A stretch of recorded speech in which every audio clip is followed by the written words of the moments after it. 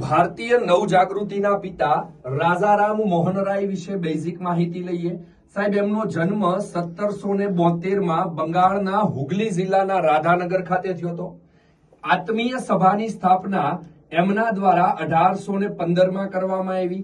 સંવાદ કૌમુદી જે બંગાળી ભાષાની અંદર રજૂ કરેલું એમણે 1821 ના વર્ષે, અને મિરાત ઉલ અખબાર જે ફારસી ભાષામાં એમના દ્વારા લાગુ થયેલું 1822 ના વર્ષે.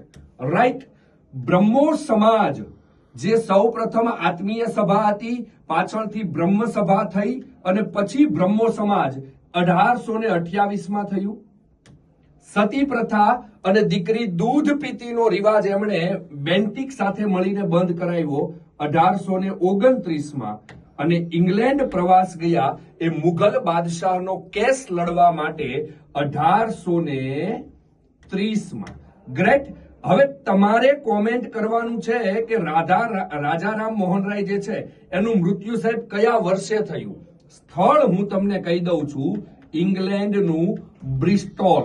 ગૂગલ કર્યા વગર તમારે જવાબ આપવાનો છે કોમેન્ટ કરીને, અને આ વિડીયોને શેર કરવાનું ન ભૂલશો. જય હિન્દ.